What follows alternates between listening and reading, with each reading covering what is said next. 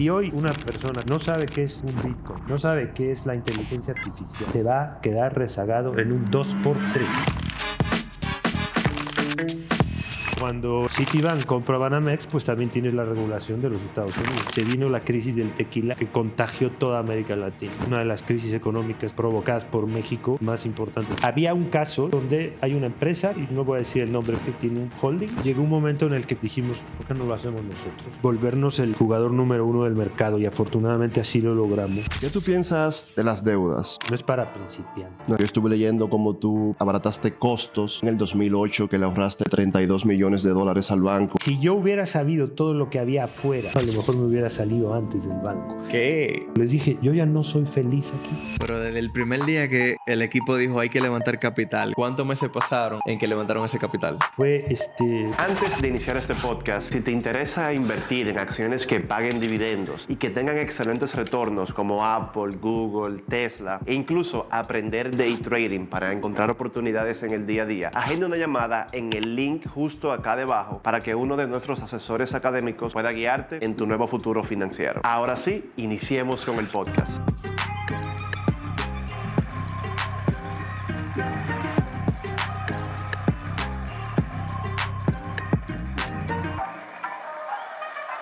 Sean bienvenidos a un nuevo episodio de Trade Talks. Seguimos en Ciudad de México y en esta ocasión estamos con un gran hombre del mundo corporativo que ahora tiene su propia compañía, Tu Identidad, CEO de Tu Identidad, uno de los emprendimientos de fintech de los últimos años que más auge ha tenido en la Ciudad de México, bueno, y en México como tal.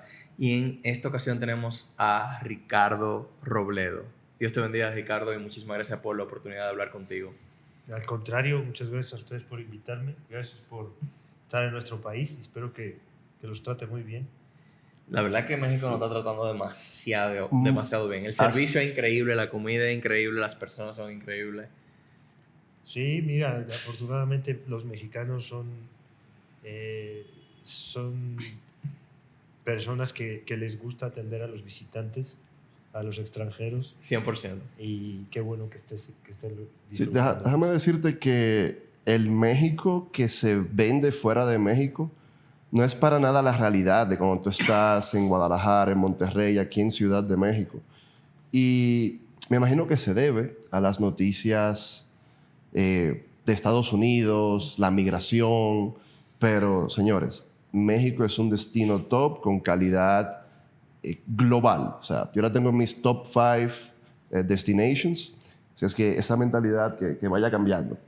100%. Pues sí, la verdad es que los mexicanos son buenos anfitriones. Tristemente lo que se ve en las noticias tiene mucho que ver con el narco y con otras cosas que están en puntos muy focalizados, pero el resto del país no es así. Y es un país muy grande, así que pues qué bueno que la estén pasando bien. Aquí hay mucha cosa que hacer. Ustedes ya fueron a Guadalajara, ya fueron a Monterrey. Si tuvieran que visitar más cosas, les podría llevar a hacer una lista acá de 6 o 7 lugares adicionales y se la pasarían de maravilla. Duraríamos meses en poder conocer México, ¿no?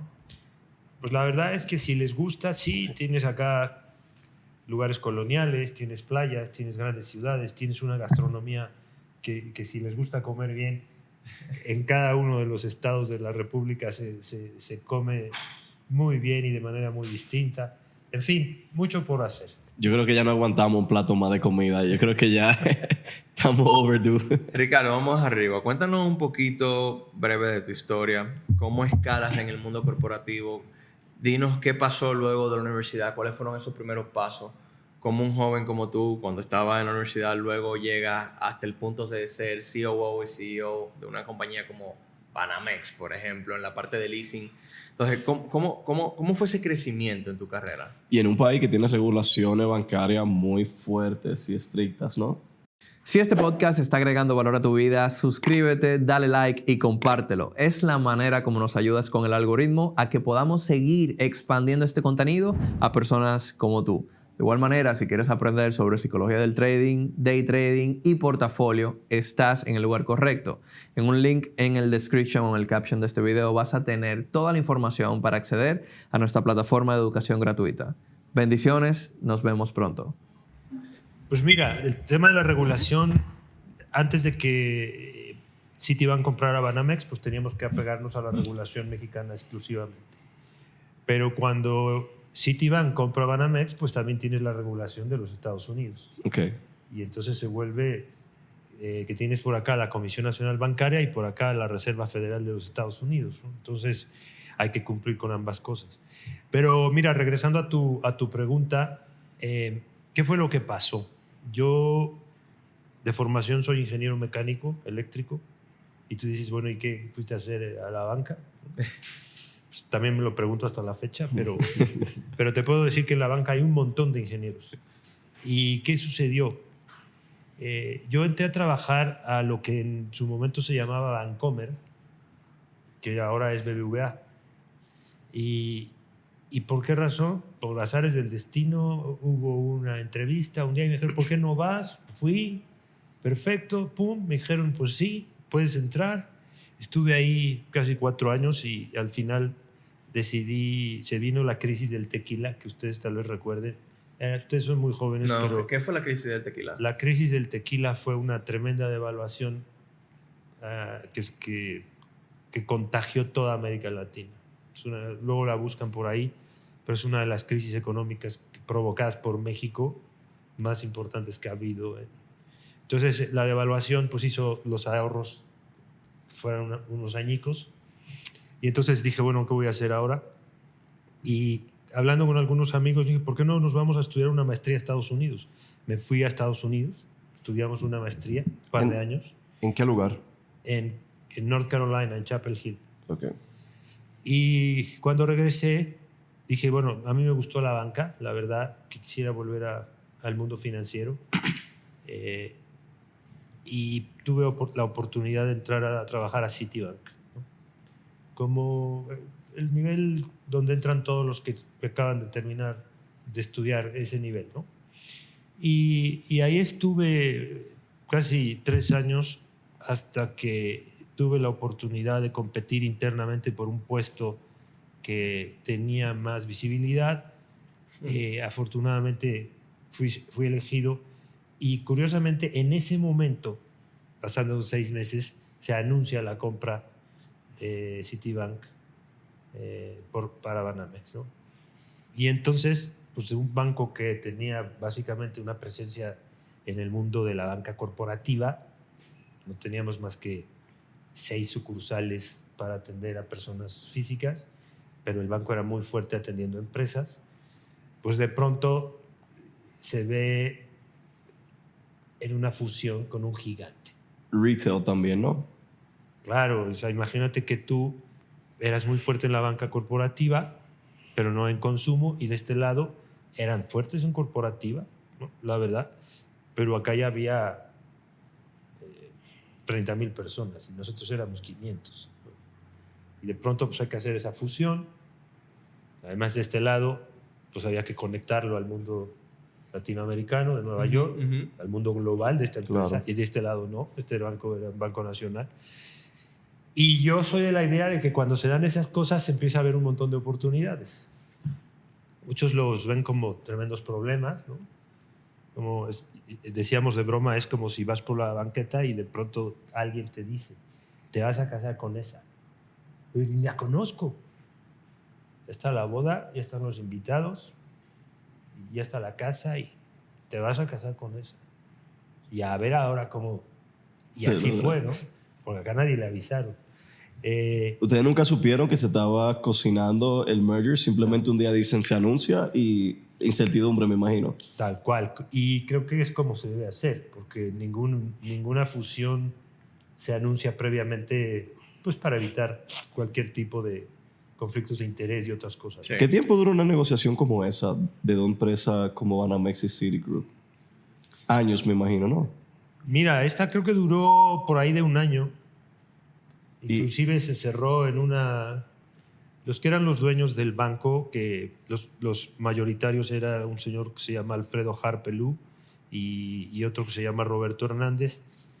Uno es predominantemente de Oaxaca y el otro tiene mucha presencia en la península de Yucatán. Es dueño de varias haciendas y de hecho en una de las haciendas fue donde se cerró esta transacción. Yo creo que tú, Ricardo, tienes una muy buena pieza de información educativa y en Dominicana la banca está creciendo a un nivel enorme. De hecho, los mejores puestos laborales los ofrece la banca actualmente. Obviamente, según siga creciendo, van a haber fusiones. Y las fusiones usualmente son para abaratar costos, expandir mercado y hay despidos. ¿Qué tú tomaste en cuenta o qué mentalidad adoptaste para, durante esa fusión, salir triunfante como lo hiciste? Pues mira, lo que dices es muy cierto y la verdad es que lo que tienes que interiorizar es que oportunidades hay muchas dentro y afuera. En una fusión seguramente se van a crear oportunidades porque se generan espacios para conocimientos nuevos. Normalmente no compras a uno que sea idéntico, porque serían puras duplicidades. Normalmente compras al que te trae un complemento. Y cuando alguien te trae un complemento y dices, a ver, mira, yo soy muy bueno para atender clientes. Yo soy muy bueno para productos de tesorería, derivados, otro tipo de productos. Yo soy muy bueno para crédito. Y de este lado, ¿qué es lo que adolecen? Pues esto y esto y esto. Ah, pues entonces mira, y ahí tú empiezas. Y yo lo que les recomendaría es que cualquier evento de ese tipo, lo que le pasa a la gente, y a veces a mí me pasaba, es que te enfocas en donde estás y los problemas que te llegan y los que tienes que resolver, pero dejas una visión horizontal de lado. Y eso es lo que hay que hacer. Cuando abres y dices, ah, caray, el banco que se está formando tiene cosas nuevas que empiezan aquí, terminan acá, que yo no había visto y que a lo mejor me pueden gustar. Y entonces, ¿por qué no ir y pensar y decir, oye, hoy he estado haciendo esto y esto y esto, pero mira, esta área está muy bonita, me gusta más? Y entonces ahí empiezas a formar tu carrera. De lo contrario, vas como un caballo paseando ¿no? con la vista al frente y no ves a los lados, y se te escapan esas oportunidades. Y más que el banco pasa a ser otro banco, ya no es la misma institución a la cual tú pertenecías. Hay otra cultura. Me acuerdo que una vez en la maestría, pues cuando tomabas estas clases de Mergers and Acquisitions, el profesor te decía, pues cómo funciona el precio de la acción y si se mueve antes, si no, si los mercados y cuáles eran los retos.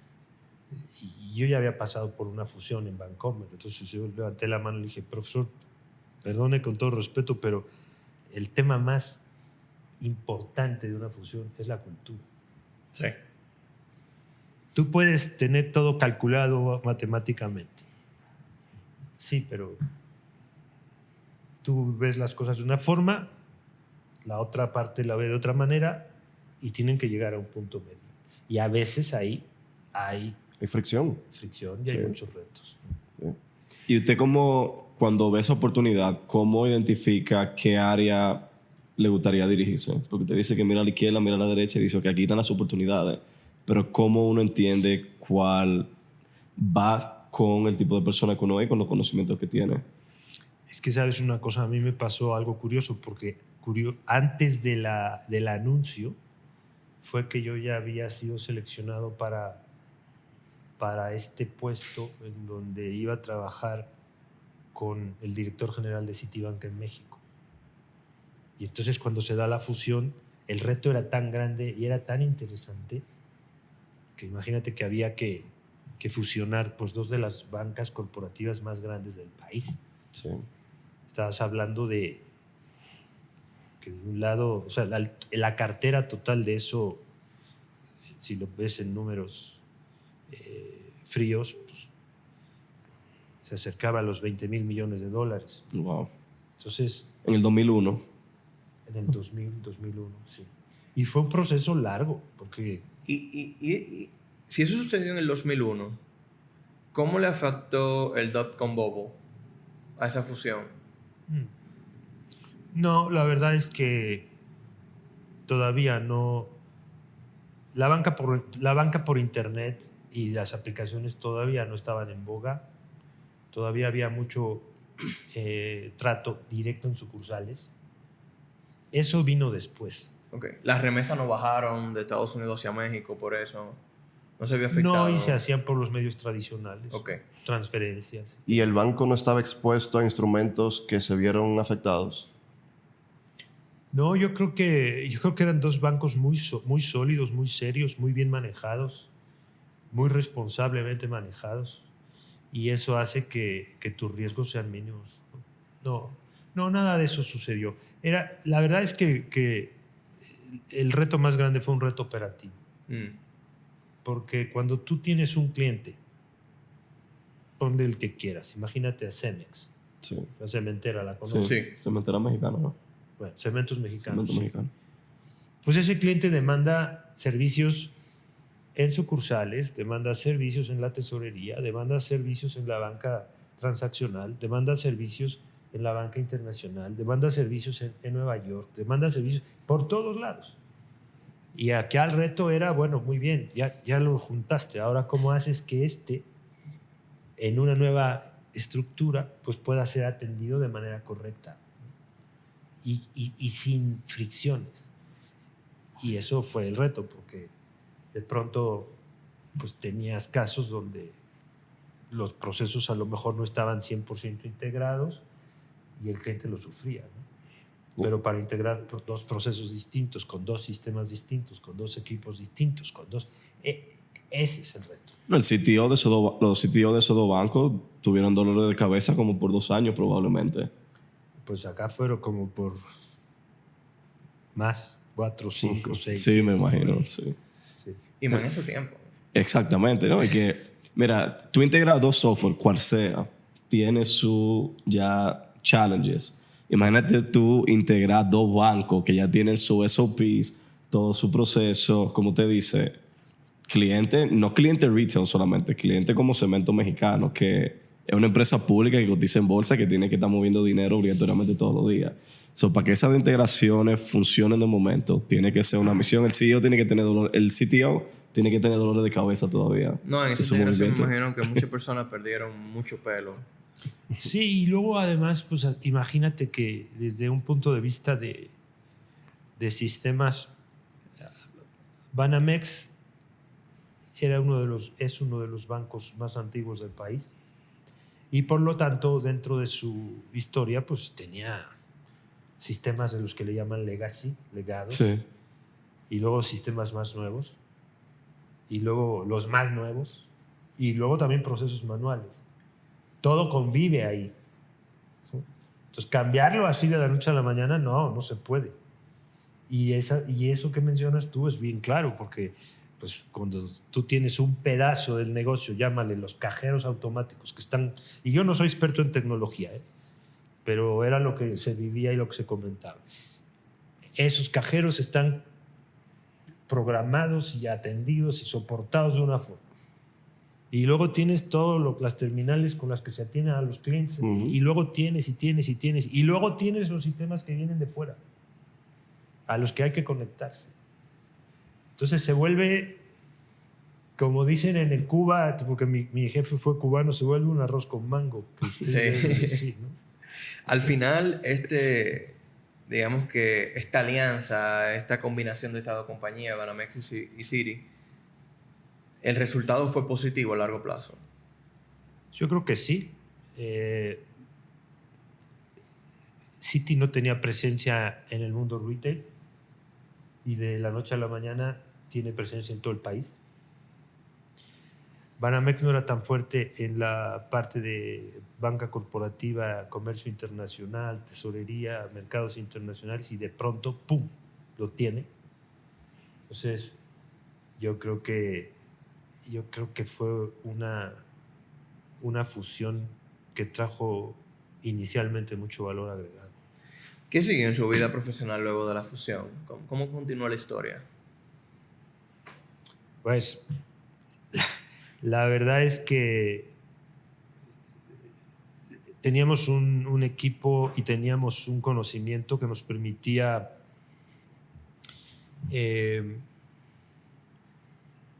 volvernos el jugador número uno del mercado, y afortunadamente así lo logramos.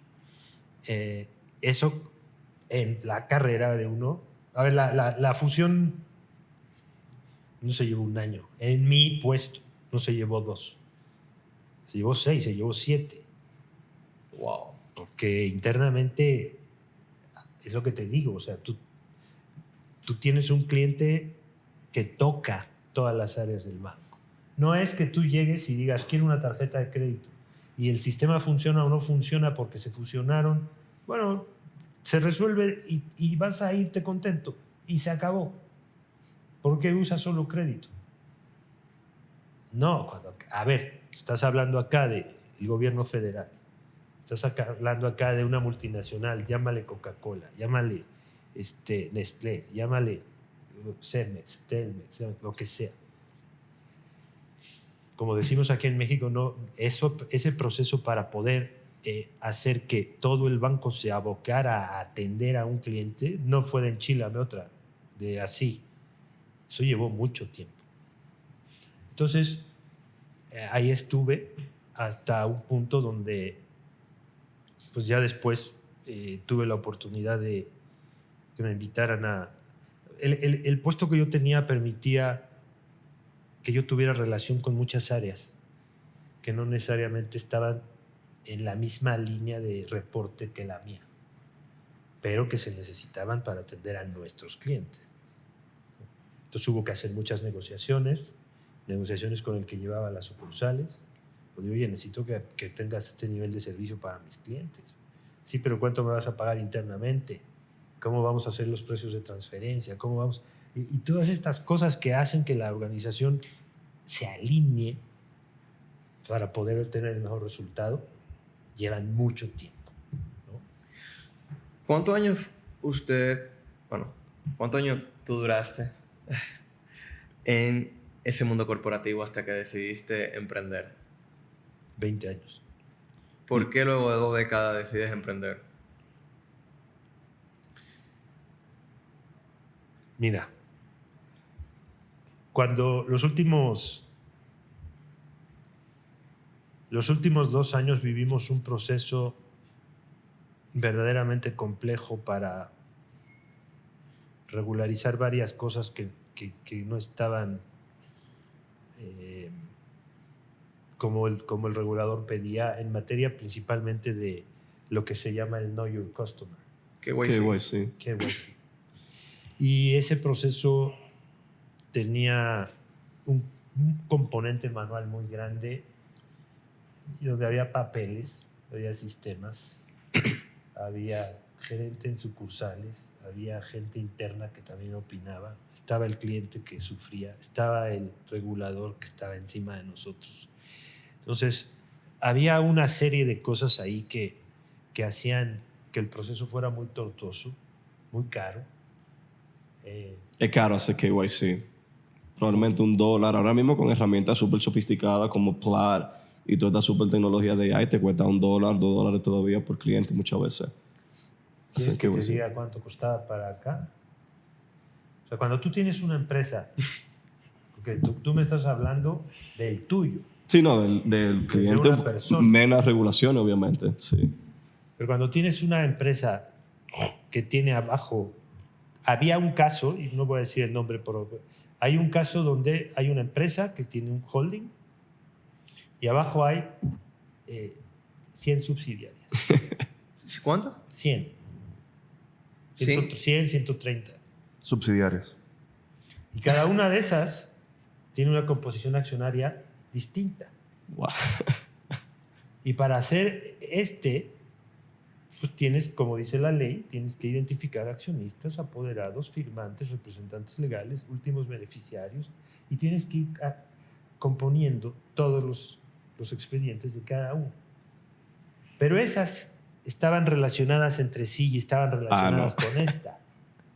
Entonces resulta que pues, un caso de esos te podía llevar un año. Y te podía costar más de $10,000. Una sola subsidiaria. El grupo completo. Ok. Entonces lo que planteamos en una noche de mucho trabajo, que estábamos ahí ya bastante desesperados, fue, Esto lo tenemos que hacer de manera digital. Y tenemos que quitarle la carga al cliente y tenemos que hacer que el proceso, en la medida de lo posible, se automatice y se valide solo. Y que el componente humano solo sea para aquellos que son calificados como de alto riesgo. Pero los de medio riesgo y bajo riesgo podrían pasar sin mayor problema, cumpliendo con toda la regulación. Y fue así que planteamos hacerlo internamente. Desafortunadamente, por cuestiones presupuestales y demás, no se pudo llevar a cabo. La creación del proyecto digital para hacer lo que YC. Exacto. Sí, porque menos que ahí tú tienes que conectarte con todas las entidades donde tú tienes que dar la data, luego solicitar la documentación de las partes y que machen. Así que YC es muy difícil, a mí me sorprende mucho. Y así fue. Y entonces llegó un momento en el que cuando ya no se pudo llevar a cabo internamente, pues dijimos, ¿por qué no lo hacemos nosotros? Independientemente. Y manual.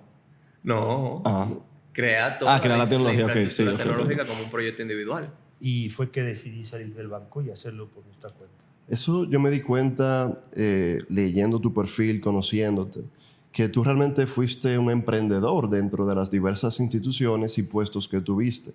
Porque yo estuve leyendo cómo tú abarataste costos, creo que fue en el 2008 que le ahorraste $32 millones al banco, aumentaste el revenue en 9 millones, aumentaste el AUM en algún punto a, creo que fueron $43 mil millones, y también... Que eso no fue el logro mío, eso fue el logro de toda el área. Donde Claro, pero tú eras parte del proyecto. Que fue uno de los puntos máximos. Y creciste un equipo de a 67 personas. Eso es emprendedurismo, aunque sea dentro de una corporación ya existente. O sea, tú tenías ya ese apetito y ese liderazgo de crear y creer en tus proyectos. Y con lo difícil que es crear productos financieros dentro de la banca. El riesgo. Por la de que- burocracia. no, y mucho- el riesgo mucha de que burocracia. Si sale mal, Mira, esa es una recomendación que si ustedes en algún momento quieren ir a la banca o a cualquier otro lugar, es que se animen. Así le digo a mi hijo que le gusta mucho el fútbol, lo juega bien y le digo, atrévete. ¿Por qué no haces esa jugada que estás haciendo en el jardín? Es que son más grandes que yo y es que está más corpulento que yo y atrévete. Y si te atreves, hay muchas cosas que se empiezan a alinear. Se abren puertas, sí. ¿Qué consejo tú le darías a esos? Porque la carrera bancaria usualmente es muy conservadora. Las personas, por la seriedad que conlleva, están trabajando con dinero, todo cuesta. Usualmente se autoperfilan de bajo riesgo o de riesgo intermedio. Pero tú, al volverte emprendedor, ya estás inmediatamente saltando a algo de alto riesgo porque no está aprobado. Pero el que tiene ese deseo interno, pero tiene ya 10 años en la banca, 8, paga muy bien la banca, quizás está cómodo, ¿qué consejo tú le darías para que sí emprenda y cree en él? si desea hacerlo. Mira, hay uno que es fundamental. Cuando tú estás en una posición y estás trabajando proyectos que te gustan, trabajas con gente, vas a una oficina, desarrollas, presentas, gestionas, manejas, logras, etc. Se te van a lo mejor quedando cosas atrás que no ves, porque de pronto estás, como dices, llegas a estar en un status quo donde... Y acá la recomendación es seguirse preparando, y más hoy, porque mira, si hoy una persona como la que acabas de describir no sabe qué es un Bitcoin, no sabe qué es la inteligencia artificial, no sabe qué es lo que está pasando en el mundo fintech,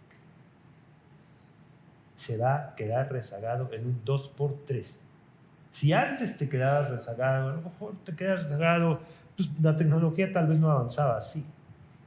Pero hoy si no te lo sabes y no lo integras y no dices, bueno, ahora ¿cómo voy a hacer? El otro día leí que solamente va a haber dos tipos de personas en el mundo laboral.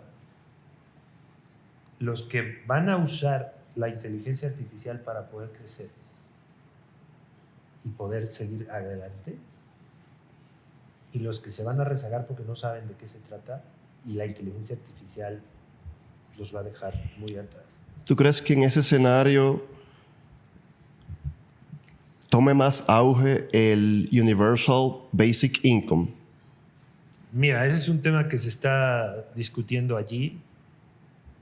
Yo creo que es muy complejo. Y no sé, el otro día yo platicaba con un grupo de amigos y tiene que ver con más el cómo se va a regular esto. Porque lo que estamos viviendo parecería que son cosas de locos. Utópico. Y si no se regula, pues se podría salir de control. Entonces yo creo que hay gente muy consciente en el mundo que dice, a ver, es una súper herramienta, pero vamos a poner las reglas, porque si vamos a jugar al fútbol, pues para eso hay tarjetas amarillas, rojas, y hay una cancha y una raya, ¿no? Y hacia allá yo creo que tendrá que ir. ¿Y cómo? Como una persona que invirtió tanto en educación, una persona que se va a hacer una maestría en Estados Unidos, hace una gran inversión, más en esos tiempos, y que viviste parte del mundo corporativo y hoy del mundo del emprendedor, ¿qué opinión merece el sistema educativo moderno, digamos, el sistema de educación público, las universidades actuales, este sistema prusiano que vivimos hoy en día? ¿Qué opinas sobre la educación actual? Pues esa es una pregunta complicada, porque yo creo que no es la misma educación en todos lados.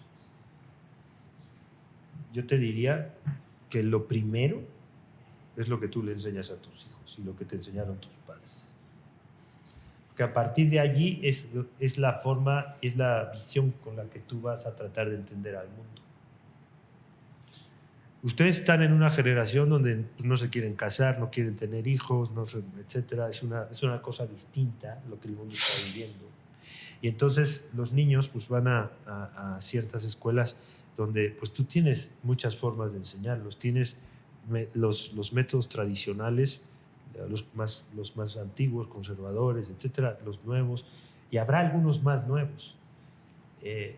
Pero lo que sí te puedo decir es que ya hoy ustedes, no yo, tengo estas caras. Si ustedes no se ponen las pilas, la tecnología ya los rebasó. Entonces ahora imagínate a un niño.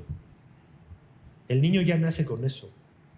Ya trae la tecnología metida aquí. Entonces, ¿qué le vas a enseñar? Muchos se van a ir, seguramente como en nuestra época, y van a decir, bueno, pues a mí sí me gusta esto, pero habrá otros que te digan, no, a mí me gusta la historia, a mí me gusta el arte, a mí me gusta la gastronomía, a mí me gusta lo que sea. Entonces, yo creo que va a ser mucho más personalizado, va a ser mucho más basado también en la tecnología, y yo creo que tendrá que ser también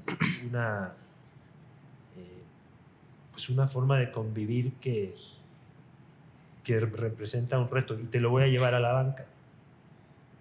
Tú hoy tienes una curva de adopción cuando sale un nuevo producto. Early adopters.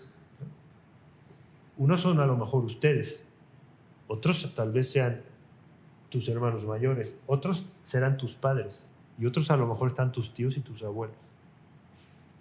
¿Y cómo haces para que lo que sale lo puedan adoptar todos cuando acá ya te dices que no entiendo? A ver, mamá, espera, ven, mira, siéntate, te voy a decir. O a tu hermano el menor que te dice, a ver, mira lo que acaba de salir, mira lo que acabo de hacer con la inteligencia artificial. Y tú dices, ¿cómo lo hiciste? Pues esa convivencia va a tener que ver también mucho con la educación. Y en el caso de la educación financiera, Ricardo, ¿a ti no te parece que hay demasiada falta de educación financiera en Latinoamérica? Enfocémonos en Latinoamérica. México, República Dominicana. Por ejemplo, acá en México, menos del 2.5% de la población invierte en la bolsa de valores local. Mucho menos en la internacional. ¿Qué opinión merece eso tuya? Yo creo que hay varias cosas, ¿no?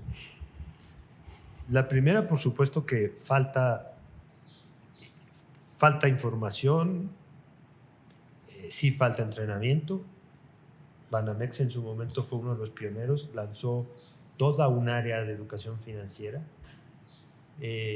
para atender las necesidades, no solo de nuestros clientes, sino que también se hacían actividades en escuelas, en institutos, en universidades, donde, mira, aprende un poco qué es una finanza básica.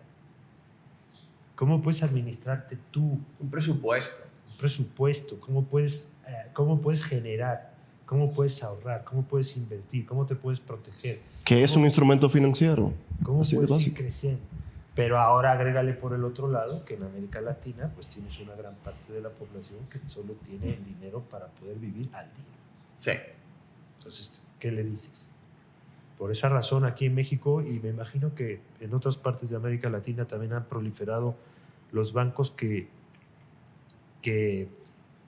funcionan con el modelo del Grameen Bank, Sí. ¿no? Los bancos donde hay una corresponsabilidad, donde hacemos grupos, nos prestan dinero y todos nos comprometemos a pagar. Si no pagamos, nos suben el interés, etc. Ese tipo de finanzas que también ayudan mucho a la gente de menores recursos para poder decir cómo funciona el dinero. Una finanza colaborativa. Luego de que identifica que, oye, hay una necesidad, hacer un KYC a esta compañía, o sea, nos cuestan $10,000 por empresa, tenemos lo más seguro 2.500 empresas, 3.000 empresas, 5.000 empresas, y nos cuesta $10,000, pero también tardamos 12 meses en hacerlo. Vamos nosotros a crear este proyecto. Ahí nace tu identidad. Ahí nace. ¿En qué año nace tu identidad? Y entonces, ¿cuál fue la visión tuya, Ricardo, cuando saliste del banco para crear tu identidad? ¿Y en dónde estamos hoy en tu identidad? Nació en el 2017 y la idea era que precisamente una persona pudiera tener su identidad en su dispositivo móvil validada, que es lo que ahora se le llama la identidad descentralizada, donde tú sepas a quién se la compartes y tú apruebes el uso de tu identidad. Porque hoy, si yo les pregunto a ustedes dónde están sus identificaciones oficiales, ¿quién las tiene? ¿A quién se las has dado? No sé. ¿Las estarán falsificando? ¿No? ¿Quién sabe? ¿Se la diste al del hotel? ¿Se la diste al de la escuela? ¿Se la diste? Por todos lados te dice, permítame su identificación. Entonces, la visión surgió así. No hemos quitado el dedo del renglón, sin embargo, es un tema que se ha complicado más de lo que creíamos y para poder sobrevivir tuvimos que empezar a crear algunos APIs y algunos SDKs para que los corporativos pudieran Integrarse. integrarse y pudieran hacer estos procesos que mencioné hace un rato, que eran una mezcla de cosas viejas, nuevas, ultra nuevas, manuales, personales, que se pudiera. Y así fue como comenzamos a crecer. Y bueno, afortunadamente ahora tenemos una capa de servicios donde están todos los APIs y los SDKs que hemos desarrollado, porque la regulación no te pide un KYC igual para todos. ¿Son públicos? ¿Qué? Los APIs y los SDK. Sí, cualquier empresa que los quiera contratar, está la documentación ahí en la página y los puede integrar. Pero lo que te decía es que hay diferentes umbrales dependiendo de la sofisticación del producto financiero que le vas a vender y entonces requiere verificaciones adicionales para saber que tú eres tú. Y entonces, pues comenzamos afortunadamente logramos pasar la pandemia, estuvimos a punto de quebrar un par de veces, la verdad.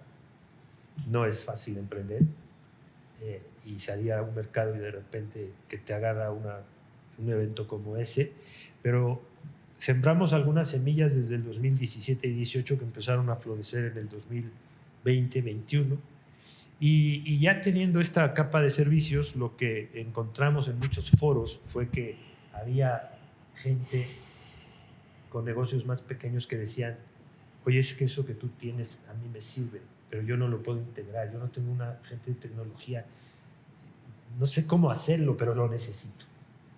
Porque me han robado, porque necesito saber a quién voy a contratar, porque necesito saber con quién voy a hacer un negocio, porque necesito saber si este Airbnb ustedes no representaban un riesgo, ¿sí? Un montón de casos de uso. Y entonces fue que decidimos usar esas herramientas que ya teníamos y construir una plataforma que hoy lanzamos hace un par de meses para el público en general, donde si tú quieres contratar a un conductor que lleve a tus hijos, o tienes un apartamento y él dice, oye, pues yo quisiera rentártelo, ¿y quién es él? Pues puedes verificarlo, ¿no? O oye, pues, quiero vender esto, y él dice que él puede ser un buen proveedor. A ver, ¿será? Y entonces, ese KYC hoy, es que le llamamos un certificado de confianza, ya lo puede hacer cualquier persona para cualquier interacción en una transacción entre particulares. ¿Y qué datos yo debo de ingresar, por ejemplo, si voy a contratar a Jan para que Jan sea, digamos, que el profesor de mí?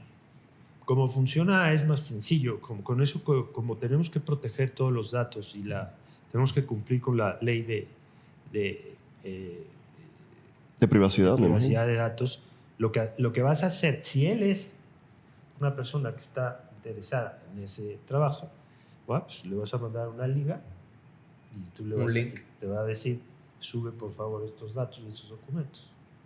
Él va a consentir. ¿Cuáles son esos documentos? En la primera etapa ya hay distintos, pero lo más básico es una identificación, un correo electrónico y un teléfono. Y con eso, él consiente que te está dando esa información, nosotros hacemos las verificaciones y te decimos, acá está el certificado de confianza. ¿Cuánto tiempo dura ese certificado en salir? En el más básico, después de poner los datos. Minutos. ¿Minutos? Y me imagino que el nivel 2 ya es tomarte un selfie, dar una segunda pieza de información. Sí, si es una empresa, pues habrá que, a ver, dame las actas constitutivas, ¿no? Déjame revisar quiénes están allí, etcétera, ¿no? De tal manera que lo que estamos buscando aquí es crear un ecosistema de confianza. Ricardo, tú siendo fundador de tu identidad, tú aceptaste venir aquí, sentarte con nosotros en un podcast. Bueno, estamos ubicados en Polanco, pero te mandamos la dirección de un Airbnb, o sea, de una casa, tú llegaste acá, subiste un ascensor. ¿Hubo algún KYC simple que tú no hiciste nosotros? ¿O algún tipo de research rápido? Sí, sobre la página web, ¿no? Y sobre a ver, México hoy tiene un ecosistema bastante, digamos que organizado. Además de que es grande.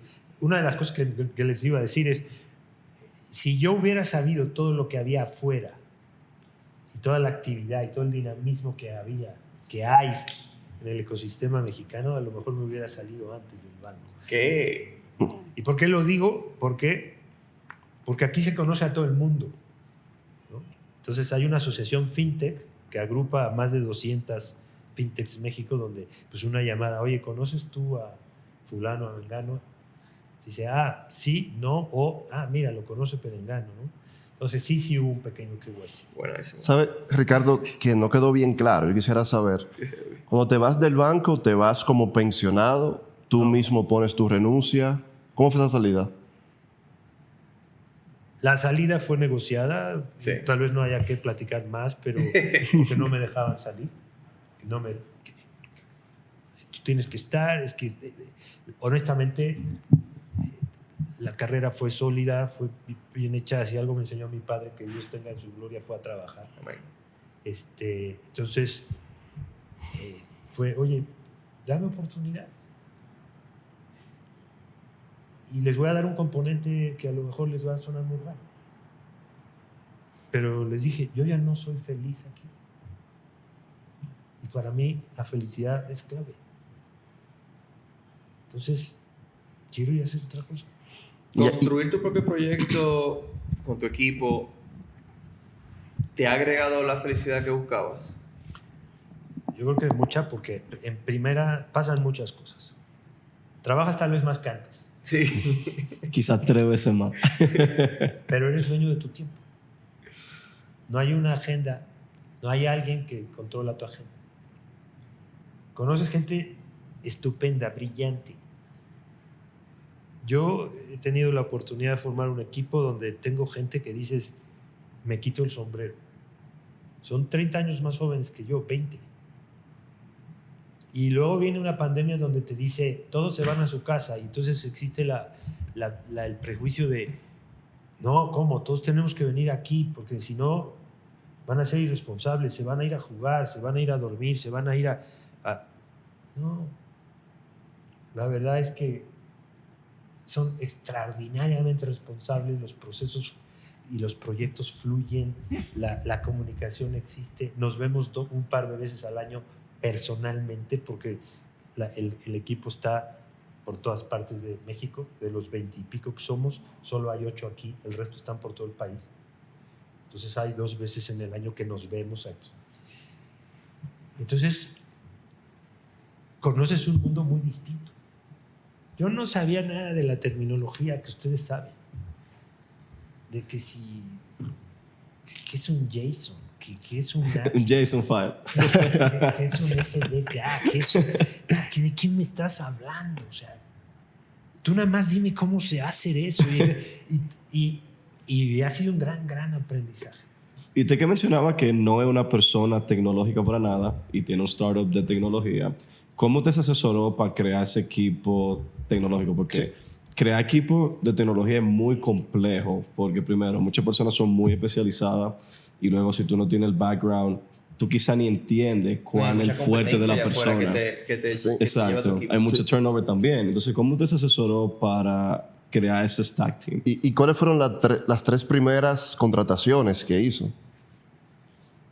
Mira, cuando la idea se maduró, lo primero que dijimos, bueno, ¿quiénes son los que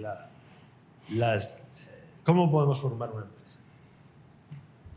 Y ya había en un grupo de amigos con el que me reúno cada mes, pues había ya algunas inquietudes de, ¿y cómo estás tú en tu trabajo? Tú en el tuyo, tú en el tuyo. Y decían, pues, sí, pero quisiera hacer cosas nuevas, sí, pero, tal. Entonces, cuando sale la idea, le digo, ¿y se subirían al barco? Oye, pues no suena mal. Sí, sí nos subimos. Bueno, y la segunda pregunta fue esa, ¿y ahora cómo lo hacemos? Entonces, alguien dijo, yo conozco a alguien que nos puede ayudar, que nos puede asesorar, y fue como empezamos, hasta un punto en donde ya necesitábamos un sitio, porque al principio era, digamos que la tecnología la estaba haciendo un tercero, y ahí fue donde nos pusimos a buscar con mucho cuidado hasta que llegamos a tener una recomendación de algunas personas, los entrevistamos y dijimos, este es. Y afortunadamente no nos equivocamos. Y cuando construyó un tercero es muy difícil porque tienen su metodología de trabajo, tienen su código. Luego, cuando tú lo traspasas a una persona en un equipo interno, hay que adaptarlo a las necesidades que se van a crear. Totalmente. No, esa sí no fue la mejor experiencia. Si hoy me dijeras, haces otro startup, te diría sí, y ya aprendí tantas cosas con estas canas que ya sabrías por dónde hacerlo y cómo hacerlo. ¿Y tuvo que levantar capital para comenzar? Esa era mi segunda pregunta. Sí, o sea, porque me imagino para crear un startup de tecnología específicamente se necesita... Solamente para pagar al talento se necesita... Exacto, para talento. Iniciamos con un fondeo de socios y en el 2019 hicimos una ronda capital semilla, por $600,000. Eso es lo único que hemos hecho. ¿Qué runway le daban esos $600,000 en ese punto? tiempo? 18 meses. Muy bien. Fue fácil levantar. No. Levantar no es nada fácil. Pero ni siquiera como el background. Acá fue una coincidencia de la vida muy interesante porque resulta que el que llevaba el fondo yo lo conocía y él me dijo, oye, he escuchado que traen ustedes algo interesante, quiero hablar contigo, y así se cerró. Pero levantar dinero no es nada fácil. O sea, que levantó de una sola persona la ronda completa. Sí, Sí. un fondo. Ok. Está bien, Ricardo, pero desde el primer día que el equipo dijo hay que levantar capital, y el primer pitch que hicieron, ¿cuántos meses pasaron en que levantaron ese capital? No, es que te voy a decir, esto fue, como dice uno de los socios, fue por la gracia divina. Amén. Porque curiosamente yo conocí a esta persona porque me había alquilado un apartamento a mí que Wow. yo tenía. Y un día caminando por la calle allá en Santa Fe, donde estaban mis oficinas, me lo encuentro. Oh, es un gringo. Hola Ricardo, oye, me dijeron que estás haciendo esto. Yo traigo un fondo y necesito invertir, que quisiera conocer tu empresa, ¿cuándo me la puedes presentar? Pues esta semana. Pum, hicimos una reunión. Me dice, vamos a hacer una cosa, voy a San Francisco, la voy a presentar y regreso contigo. Y a la siguiente semana me dice, sí queremos entrar. ¿Cómo? Sí. ¡Pum! Y empezó. 3 meses después estaba cerrado. Buenísimo. ¿Y ya tenían tracción? ¿Alguna venta, una base de clientes? Mira. Casi nada. Teníamos el MVP ya aprobado. ¿Y quién hizo el KYC? Teníamos el MVP, que tampoco yo sabía que era un MVP. Y con eso confiaron en nosotros. Y ya tenían, o sea, usted dice que ya estaba aprobado, me imagino que ya tenía market fit, o sea, ya... Ya, porque además, a ver, el hecho de que tú lo hayas vivido en las trincheras, ya lo conocías, los otros socios igual. Entonces, no es que quisieras tú hacer este sillón boca abajo y de color transparente. No, a ver, ya lo habíamos vivido. Sabíamos de qué tamaño era el problema. ¿Dónde estaba el problema? Que era más ¿Quiénes eran los difícil. participantes del problema? Ya lo sabíamos. O sea, entonces decíamos, si esta solución resuelve esto, sí, pues, no te van a decir que no. Cuando tú te parabas enfrente de un cliente y le decías, con todo respeto y sin ningún ánimo de arrogancia, no sabes cuánto estás gastando hoy en hacer esto y esto y esto y esto. ¿Me puedes dar una cifra?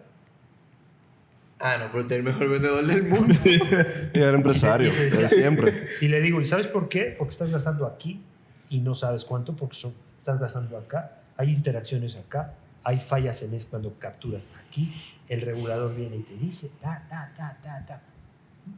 Y entonces te dicen, ese es el producto. O sea, por eso te digo que fue un poco diferente. O sea que lo más seguro allá afuera hay muchos altos ejecutivos del mundo corporativo que pudieran ahora mismo emprender con soluciones que el mercado necesita Por porque... supuesto. Claro, Por supuesto. claro. Porque no es lo mismo que tú, no sé si ustedes hayan emprendido, no sé a qué se dediquen, pero seguramente ahorita, en la hora de la comida, pum, oye, ¿y si hacemos esto? A, B, C, D. Ay, alguien, sí, mira, quítale, ponle para. Esa es una forma. La otra es el que ya lo sufrió y que lo vive todos los días y que dice, oye, ¿sabes una cosa? Aquí hay. Acuérdate que y ese es otro consejo que yo le daría a cualquier niño joven, es vete a buscar los pain points. Ujú. Claro. Los puntos de dolor son los Y mismos. ahí hay una solución, ahí hay una oportunidad. Yo me leí un libro de cuando estaba aprendiendo producto que decía, hay 3 tipos de problemas que tú quieres identificar. Uno, el que tiene el ciudadano de a pie, que va a ser probablemente el más grande de resolver porque las personas son tan diferentes que tú tienes que adaptarlo y que funcione para todo. 2, problema corporativo. Y el más importante, que viene del problema corporativo, es búscate un problema dentro de las grandes instituciones que le ayuda a ahorrarse mucho dinero. Y ese va a ser el producto perfecto. Ricardo, volviendo un poquito al financiamiento de empresas jóvenes, tú que también manejas la parte corporativa de la banca, los startups usualmente fallan por 2 grandes problemas. Primero, porque nacen a destiempo, en un momento que no era el adecuado. Great timing. Digamos, el concepto Netflix en los 90 no hubiera sido exitoso. Y número 2, financiamiento, dinero. ¿Por qué las empresas que tienen solamente una propiedad intelectual, no tienen activos, pero son cash flow positive, son rentables, la banca comercial le cierra las puertas, aún teniendo sostenibilidad en sus finanzas? Ese es un tema de toda la vida y es complejo. Entonces esto tiene que ver con el riesgo y el retorno. Si tú... La regulación está bien clara y te dice cómo tienes que hacer un estudio de crédito para ver a quién le prestas y a quién no le prestas. Y eso tiene que ver también con las reservas que el banco necesita crear para poder operar. Y hay una cantidad de cosas alrededor para que tú puedas tener un banco sano. Entonces, si volvemos al ejemplo, llega la cementera y dice, oye, pues quiero que me preste $100 millones, bueno. Claro, tiene muchos activos. Y más allá de activos también tiene Historial. una atracción. Sí. Tiene una atracción, tiene una historia, tiene unos flujos, tiene un producto, tiene un mercado, tiene un management, tiene, ¿no? Pero llega Juan Pérez y dice, mira mi app, tengo 1 millón de usuarios y me compran esto, pero estoy a lo mejor como el caso de Uber, ¿no? Donde pues, tengo millones de usuarios pero no me dejan. Ahorita o como cuando empezó Amazon. ¿Cuántos años Amazon estuvo en números negativos? Porque estaba invierte. Entonces, si tú metes eso nuevo en el modelo tradicional de análisis, dices, no da. Esto se lo lleva el tren mañana y me quedo yo colgando de la cuerda, ¿no? Entonces, yo creo que aquí hay dos cosas que son muy importantes. Una, que tiene que ver con lo que está pasando un poco en el medio financiero, entre bancos tradicionales, instituciones financieras tradicionales y fintechs. Al principio, cuando estas surgen, ¿te acuerdas que hace mucho tiempo decían, es que estas se van a comer a estos? No, esto tarde o temprano, y se está dando, es una combinación de cosas. Sí. Pero tiene que haber un mutuo entendimiento. ¿Cuántas quebraron acá por no entender los procesos y los riesgos que había acá? Muchas. La mayoría. Sí. Se quisieron comer el mercado con gente que no tenía colmillo. ¿Y cuántos de acá están diciendo que no a esos financiamientos? Porque no entienden qué está pasando acá. Sí. Entonces, yo te digo que yo sería de la idea de decir, a ver, esto tiene que llegar a un balance donde de pronto los análisis que se hacen acá pues tengan más elementos de los que... y viceversa. Es que debe de haber un modelo de financiación para compañías tecnológicas. Porque yo creo que en ese transcurso hay muchos bancos que se han perdido oportunidades de ser partners de muchas grandes compañías que hoy tienen valuation gigante. Y aún ayudándolas. Pero estás tocando un punto que es a veces muy subjetivo. Antes de esta crisis de los fondos de capital, ¿cuántos unicornios salieron? Salían por aquí, por acá, Sí. por acá, por acá. De esos, ¿cuáles todavía existen? Es que el valuation model estaba muy loco también. Ah, bueno. Y entonces ese valuation model para el que tiene el dinero, vienes tú y le dices, es que yo ya valgo $500 millones. ¿Por qué? Ah, pues porque si mira estos comparables y tengo a 40,000 clientes, ¿quién dijo? ¿No? Esa es una subjetividad ahí que cuando lo metes en la matemática... Yo estoy de acuerdo. Ah, Yo estoy de acuerdo. Yo no he tirado la matemática de retornos, pero pudiera decir que, por ejemplo, Goldman Sachs y el mismo Citi en Estados Unidos son de los mayores underwriters, igual Morgan Stanley, que es el número 1, de IPOs, y ellos han tenido todo chance de haber invertido, bueno, han invertido de hecho en el mercado privado, en Stripe, invirtieron en Uber a precios que están, o sea, a centavos, y las acciones salieron por encima de $100, por encima de 80, pero no se han quedado con las acciones. Y, por ejemplo, en el escenario de Uber, que si no me equivoco, Morgan Stanley invirtió a $3 por acción y la acción salió a 45. Ellos no aprovecharon porque volvieron y vendieron, no sé, y aún siendo consejeros en el proceso de lanzamiento de IPO de Uber. Es un tema de que ellos necesitan liquidez constante. ¿quiénes? Los bancos. No. Y tienen liquidez extrema. No, a ver, yo creo que es lo mismo. el mundo entero está entrando o está metido en un ambiente tecnológico que no es entendible al 100% para todos, ni yo creo que ni para los que lo están creando. Entonces yo creo que para que todas estos participantes en una industria puedan convivir y puedan actuar, se necesita entender muy bien qué es lo que está pasando. ¿Tú has visto cuántos han quebrado? Sí, ¿no? Decenas. A la mayoría. Y ahora lo que están haciendo bancos como estos grandes es tener sus propias unidades de De inversión. sí, para negocios que podrían ser disruptivos, que podrían ser diferentes. Claro. Es la forma en la que están aprendiendo. Le dedican un 2% del AUM. ¿No? Entonces, esa es la manera. No vas a poder usar la metodología y la evaluación tradicional para una empresa donde dices, a ver, ¿y cuáles son los activos? No, el cliente. ¿Cuál es cliente? Si mañana... La data. Pero eso fue como decimos en buen dominicano, fue un tigueraje, un truco que utilizaron los fundadores del 2019 al 2022 de decir, mis usuarios son mis activos.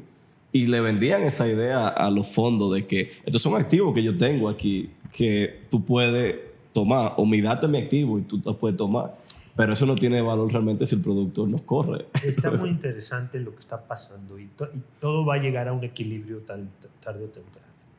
¿Qué tú piensas de las deudas? Si tú ves potencial de expandir a todo Sudamérica y Centroamérica tu identidad, pero requieres endeudarte en 30% del valor de tus activos, ¿tú procederías si ves la oportunidad?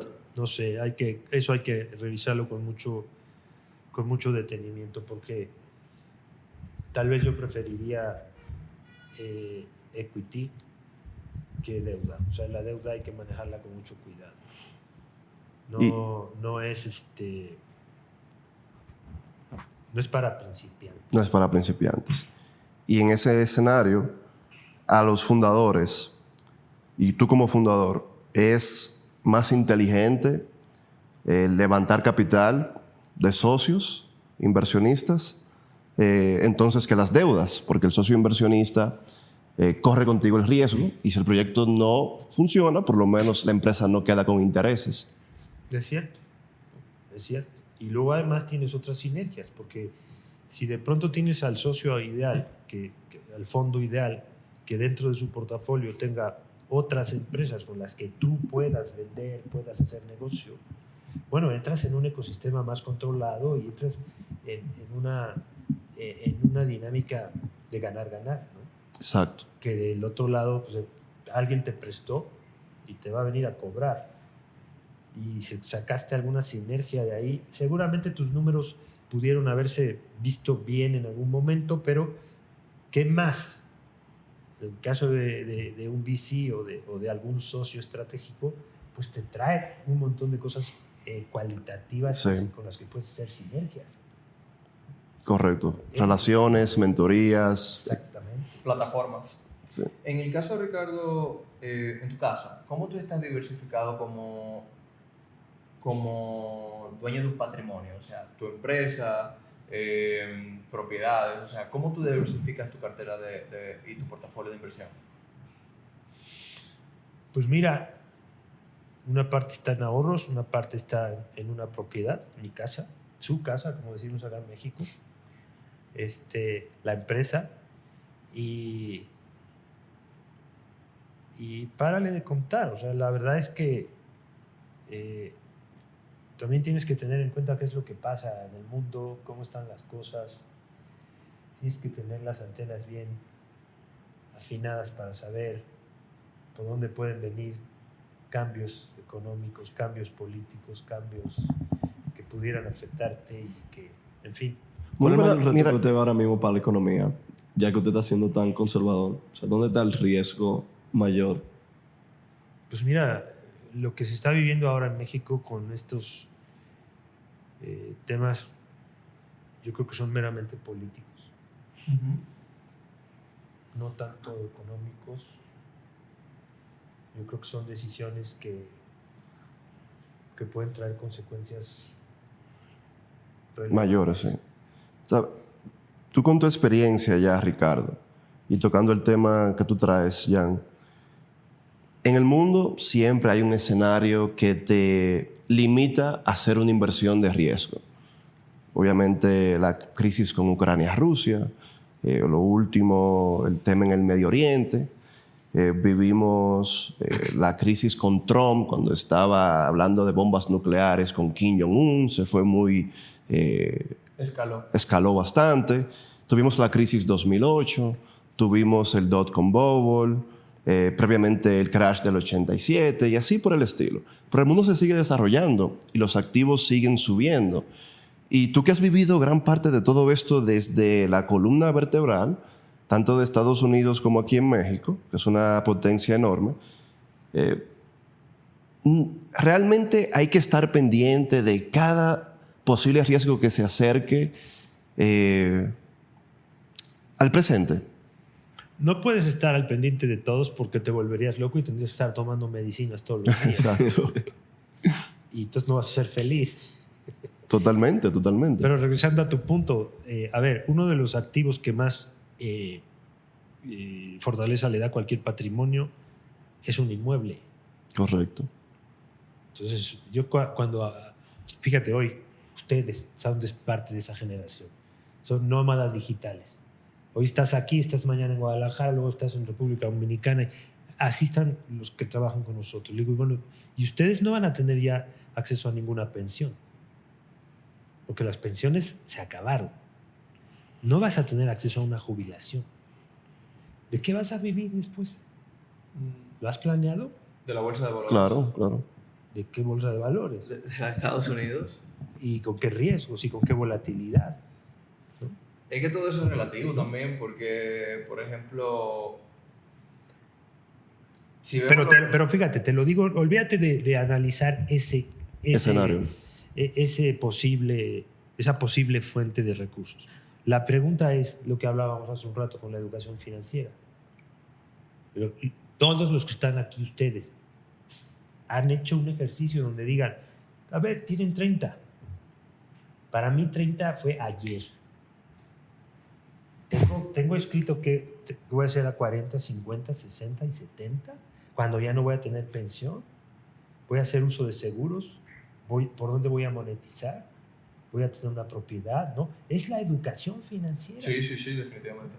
Que realmente es lo que nosotros abogamos y evangelizamos. Y enseñamos, claro. Porque, por ejemplo, en el caso de nosotros, ¿qué tratamos de hacer? Tener un portafolio. Nuestro portafolio tiene el Nasdaq, tiene el SPY, tiene compañías tecnológicas que rinden dividendos, que tienen más de 10 años creciendo, que han dado por un promedio de ganancia anual mucho mayor que el real estate. De hecho, si nosotros vamos del 1920 hacia la actualidad, el real estate no ha rendido más que el SPY, o sea, que el S&P 500, a nivel de crecimiento. Y por otro lado, cuando tú tienes ese cash flow que te deja los dividendos, que te deja el crecimiento de la plusvalía de la acción, tú puedes incurrir en invertir en temas como, por ejemplo, un seguro de vida. O sea, está bien, yo necesito... nosotros no somos los únicos que podemos crear un patrimonio y que no vaya bien. A nuestros hijos le tiene que ir bien. A mi esposa le tiene que ir bien si yo parto de este mundo. Porque no tengo una pensión y no dependo de un empleo. Entonces, por eso es que es tan importante la educación financiera. Y sobre todo cuando se pueda hacer una combinación entre los conocimientos de la generación pasada y la actual. Totalmente, porque mientras tú lo tengas bien claro, estés mal o estés bien, pero lo estés pensando, Tengo un plan. Claro. tienes un plan. Totalmente Sí. de acuerdo. Sí, sí. Y una de las cosas que no debe faltar es un patrimonio inmobiliario. Siempre hay que tener algo físico, totalmente. Porque, mira, de mi equipo de repente nos metemos a la liga, a la reunión. ¿Y dónde estás? No, estoy en Mazatlán, porque me invitó un amigo a una boda. Estoy aquí programando, mira el mar. Y el otro, ¿y dónde estás? No, ¿sabes qué? Estoy en Bogotá, porque pues ahora tengo un novio de Medellín. ¿Ah? Y dices, bueno, perfecto, están por todos lados, así soy. Pero hay ya algunos que en algunas pláticas, charlas así informales te dicen, ya tengo ganas como de asentarme en un lugar. Yo tengo ganas como de tener un hogar. Hasta la belleza calza, ¿verdad? De tener un hogar. Claro. ¿no? Entonces, aquí se está viviendo una combinación de generaciones muy interesante. A nosotros nos pasó. Nosotros nos fuimos, o sea, viajamos. En el caso de Yanni se fue para Miami, Ernesto se fue para Toronto, Canadá. Yo llegué a estar inclusive en Monterrey y luego fui a Boston, luego terminé en Barcelona. Y llegó un punto donde uno a uno fuimos regresando a casa. Fuimos regresando a casa y decir, no, ya queremos tener un hogar, o sea, necesitamos asentarnos. Para ir finalizando, Ricardo, ¿qué testimonios tú puedes contarnos de clientes, sin decir nombre de cliente, evidentemente imposible, pero de clientes que por no haber tenido tu servicio sufrieron? ¿Y qué tipo de sufrimiento fue ese? Los principales sufrimientos son que no pueda cumplir con la regulación y lo segundo es que le metan un fraude y que le suplanten la identidad. Cuando te suplantan la identidad, ¿cómo se ve ese escenario? O sea, explícanos un poquito eso. Bueno, hoy en México tienes una gran cantidad de formas en las que te están tratando de engañar. La suplantación de identidad viene de entrada, lo más básico es porque te presentaron a ti, empresa, una identificación alterada, ¿no? Y esa identificación alterada, no tuviste los procesos internos o los sistemas o la tecnología para ver si era o no era, procediste a hacer una evaluación de crédito y entregaste un producto financiero a alguien que después nunca volviste a ver. Que nos contaba Jorge en el podcast de la semana pasada que le sucedió exactamente lo mismo. Y yo me sorprendí mucho caminando aquí en Polanco que hay edificios que dicen este inmueble no está a la venta, no se deje engañar. No se deje engañar. Y a mí eso me Fue chocante. voló el cerebro porque me dice lo mismo. Hay muchas personas que están tratando de vender este inmueble Que no son los dueños. que no son los dueños. Así es, ¿no? Entonces, hay empresas que todos los días nacen para ver de qué manera defraudan. Son corporativos ya armados. Váyanse a ver la película esa que se llama en inglés El Beekeeper. Beekeeper. El Beekeeper. Con El apicultor. Con Jason. Esa. Sí. Vean, para que vean cómo opera. Escríbela ahí que no tengo El apicultor, sí, de abejas. Vamos a ver muchísimo golpe, ese tipo pelea muchísimo. Sí. Pero el Pero tiene origen un es contexto. cómo hay un call center todo estructurado, con métodos, con SLAs, con KPIs, con todo, para robar a la gente. Ricardo, yo no puedo dejar que tú te vayas. Ya no vamos. Me deja uno a mí. Sí, una pregunta y ya. Tú que estuviste en lo máximo y en lo más alto del mundo corporativo de la banca, o el mundo de la banca, ¿realmente existen productos de inversión financieros exclusivos para una élite que están diseñados para ellos? No. No, son para, la banca se divide en segmentos y esos segmentos tienen productos para todos los que estén ahí. O sea, tú tienes sí, por supuesto tienes una banca privada, ¿no? Y en la banca privada tienes algunos productos y servicios especiales para la gente que tiene ciertas necesidades, luego tienes otro, pero los productos que están ahí son para todos los que están ahí metidos. Bueno, por ejemplo, en Santo Domingo, yo puedo estar equivocado, pero mi suegra tiene una cuenta en Citi, pero Citi solamente trabaja con clientes que depositen $500,000 o más. Y eso le abre un mundo nuevo de oportunidades. ¿Sí? Pues seguramente porque será la banca privada o la banca, Exacto. lo que le llaman la banca patrimonial o el affluent. Y la pregunta, Ricardo, ya para cerrar. Tu visión con tu identidad. ¿Tú quieres sacar un IPO localmente o en el Nasdaq o New York Stock Exchange? Posiblemente ser adquirido y fusionarte, digamos, con PayPal o Nubank, uno de esos grandes ejemplares del fintech, o crear una empresa para tus hijos que sea generacional. Mira, cualquiera de los escenarios que traiga valor, al final es nuestro bebé, ¿no? Lo hemos hecho desde cero. Cualquiera de esos escenarios, si es una transacción seria y es un ganar-ganar, bienvenido. Cualquiera de las tres. Ricardo, muchísimas gracias por tu tiempo. Al contrario. Para nosotros es un honor poder tener esta información de primera mano. Dios te bendiga, bendiga a tu familia, bendiga a tu hijo, que le vaya muy bien en el fútbol, a tu identidad, que es tu segundo bebé, y que pueda lograr esos objetivos que te planteaste cuando decidiste emprender. Emprender es de las cosas más difíciles que hay, y ya de primera mano tú lo sabes. Pero confiamos que Dios te va a dar sabiduría y salud para que puedas ver el éxito de tu negocio. Igualmente, gracias a todos ustedes y bienvenidos a mi país. Muchas gracias. Gracias, Ricardo. Un placer. Buenísimo.